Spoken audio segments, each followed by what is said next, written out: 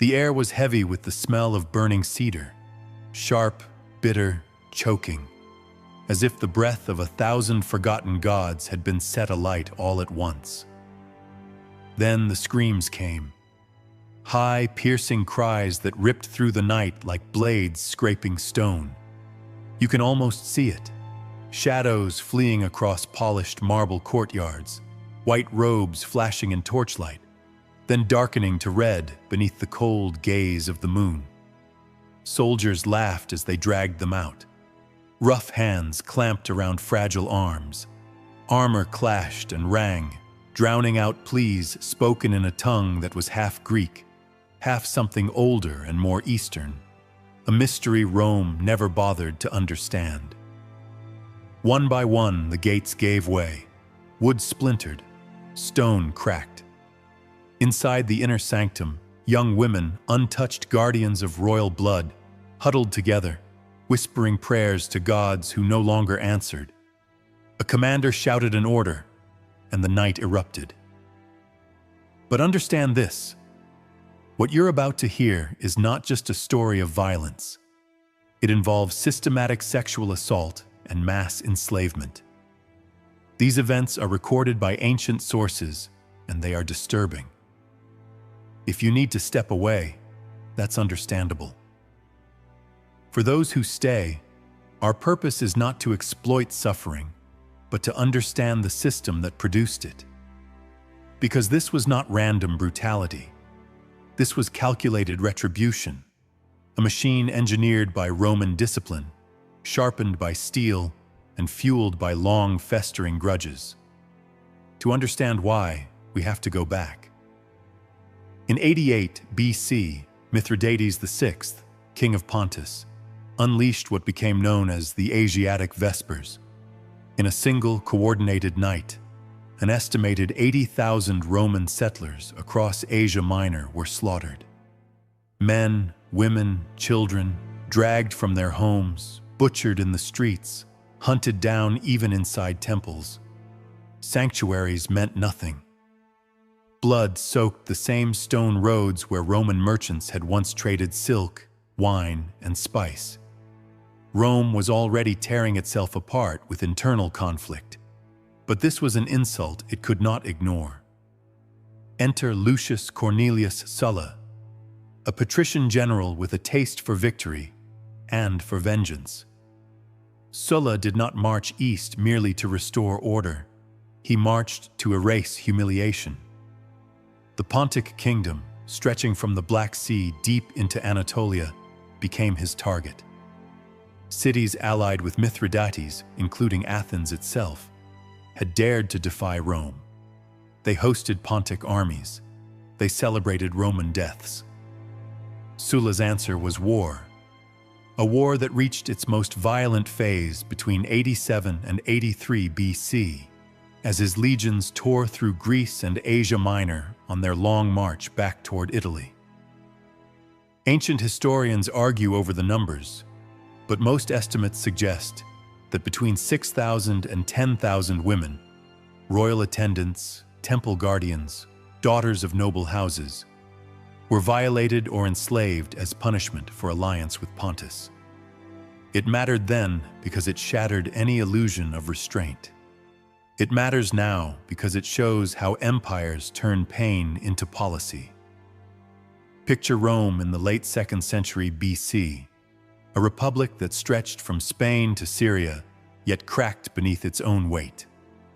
Senators bickered endlessly, while ambitious generals built personal armies loyal not to the state, but to their commanders. Power no longer flowed from law, it flowed from legions. Pontus, under Mithridates, was no minor kingdom. It was a Hellenistic powerhouse, blending Persian splendor with Greek intellect. Its armies swelled with mercenaries. Its treasuries overflowed with Black Sea gold, and resentment toward Rome ran deep. Roman tax collectors bled the Asian provinces dry. Local elites watched their wealth siphoned west. Mithridates saw opportunity. Casting himself as a liberator, he invaded Roman territory and promised freedom from exploitation. The Asiatic Vespers were his masterstroke. Secret letters were sent to cities across Asia Minor, ordering them to kill every Roman and Italian resident on a specific day. No exceptions, no mercy. Bodies piled up in Ephesus, Pergamon, Adramyttium. Rome reeled.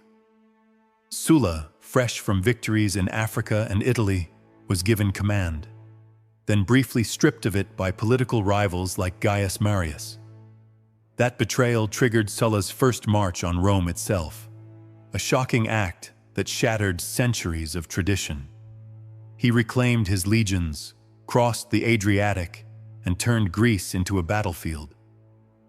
This was not a monster born fully formed. Sulla was forged.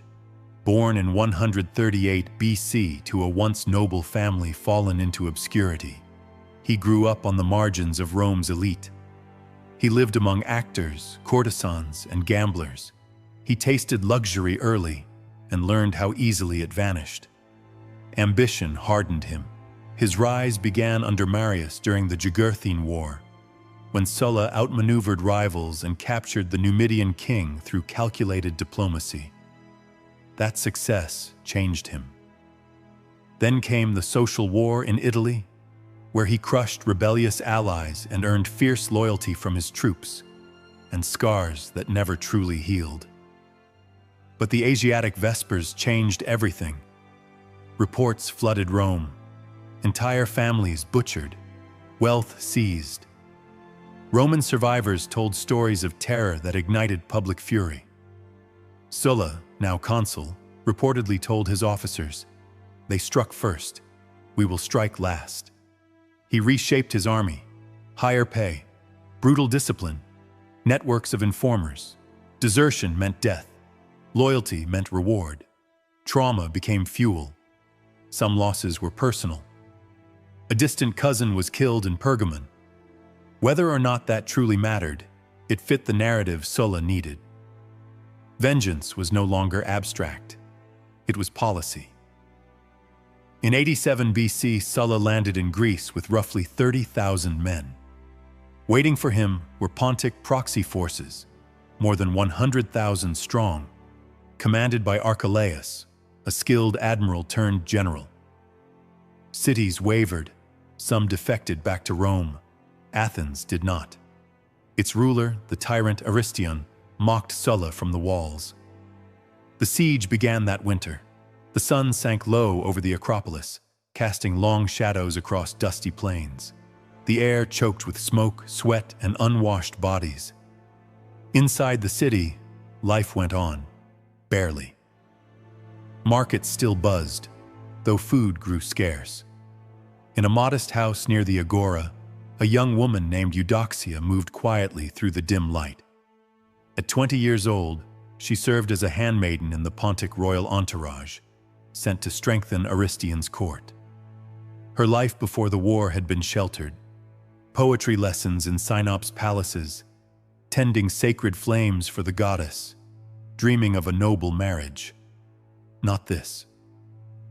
Her friends gathered close, sharing thin bread and whispered stories to drown out the distant thud of Roman rams battering the gates. "The Romans will tire," someone murmured. Eudoxia nodded, but doubt gnawed at her. Sulla's demands echoed through the city: surrender or starve. Aristion refused, feasting publicly while citizens chewed leather and grass. Sulla answered by digging trenches, diverting rivers, and cutting down sacred groves to build siege engines. His men complained, until he promised plunder. Rumors spread quickly. Women like Eudoxia, symbols of Pontic alliance and royal favor, would be the first taken. She hid a small dagger in the folds of her garment, unsure whether it was meant for defense or something else. The breach came at midnight. Ladders slammed against stone. Shouts erupted. Torches flared. Roman soldiers poured through the city like fire through dry grass. Eudoxia and the others fled to a temple, barricading the doors as screams echoed outside. Families were cut down in the streets. Homes were stripped bare. A centurion smashed the doors. Hands seized arms. Eudoxia fought, but numbers crushed resistance. The night dissolved into terror. At dawn, Athens lay broken. Streets were slick with blood. Bodies lay piled where they had fallen. Sulla ordered the killing stopped at the homes of senators. For everyone else, it was too late. Thousands were dead. Eudoxia and the surviving women were chained and marched out. This was never about her alone. It was about sending a message, breaking alliances, teaching cities the price of betrayal. And the machine was only getting started. The sack of Athens was not the end. It was a demonstration. What followed spread outward like a shockwave, rolling across Greece and into the open countryside, where Mithridates' armies still maneuvered. Sulla did not linger. Once the message had been delivered, he pivoted north. His scouts brought word that Archelaus was regrouping in Boeotia, drawing together the last great Pontic force on Greek soil. Archelaus was no amateur. Once an admiral, he had been handed